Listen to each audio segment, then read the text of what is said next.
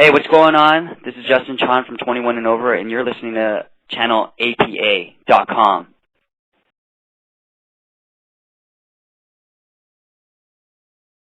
Okay, well, it's about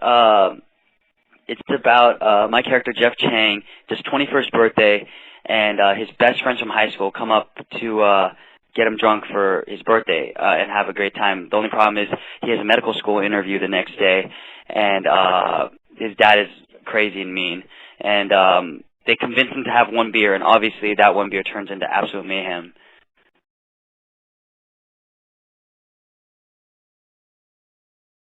Dude, I loved it. I thought it was great. I thought it was hilarious. I've always wanted to be in like a party movie like this.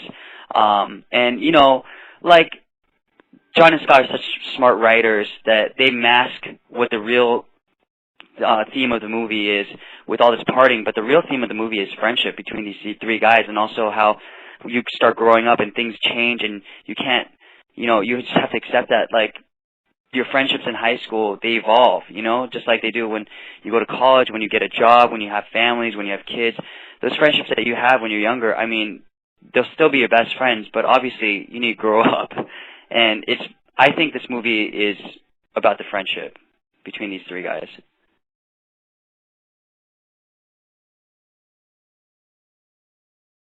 I auditioned like any other role. Like, I'm pretty much an auditioning actor. So I was shooting Twilight at the time, and I sent in a tape, and I auditioned a bunch of times in LA, and that's how I got it.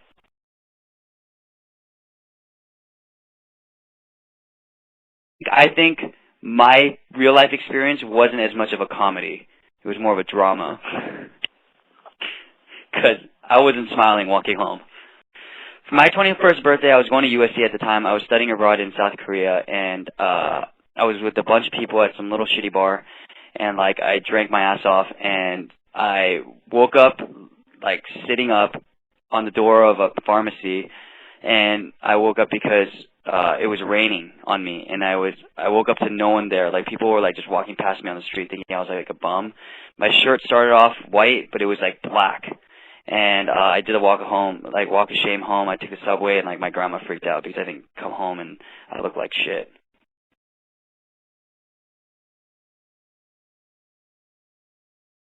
Yeah, so like I think that anyone who thinks this movie is stereotypical towards Asians should watch the movie, because I've been seeing a lot of stuff on the internet and stuff, and it's not. I mean, this guy's failing out of school. He's one of the guys. He's like a party animal, and he's not like a pencil pushing like calculator. Like, he doesn't use abacus and shit.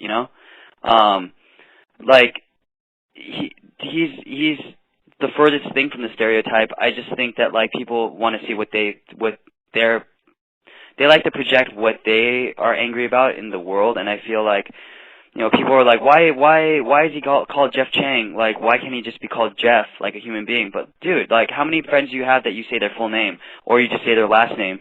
And it had nothing to do with him being Asian. It's just the name is funny, Jeff Chang, and also, like, when I started the movie, the director sat me down. They asked me if I found anything in the script overboard or racist, and they're very conscious of that. I mean, like, one of the directors, Scott, grew up in Hawaii, so he knows, like, a bunch of his best friends growing up were Asian. So I don't think there's a lot of stereotypical stuff. Yeah, I have the overbearing dad, but at the end of the day, I stand up to him and I do what I want to do with my life.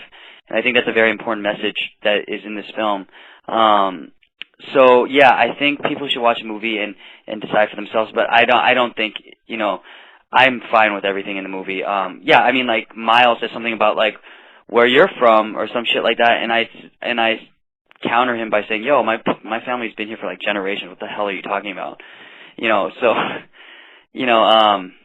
I don't think there's a lot of stereotypical stuff in here, except for maybe my dad. But it's not like the cool thing is my dad doesn't even have an accent either, So I don't think there's a problem in terms of the stereotypes. If it was some lung doc dung shit, there's no way I would have done that. Like, it's, I mean, I'm an artist, but like, or maybe I would have, maybe I would have taken a role like that and tried to humanize the character and not make him such a caricature.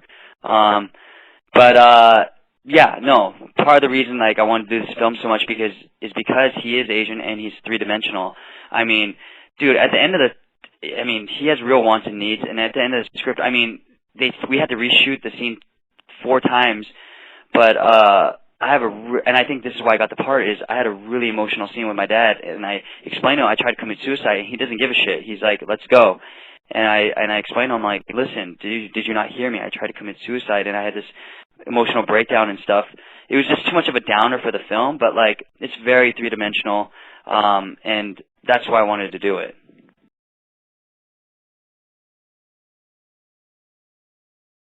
Yeah, for sure. John and Scott were such collaborative, like, filmmakers, and they just really, like, we do one for them and then one for us, and we just, they would give us alternative lines all the time, and we just try stuff, and yeah, definitely I brought a lot of different things to the role that maybe weren't written in the script. There was a lot of improv.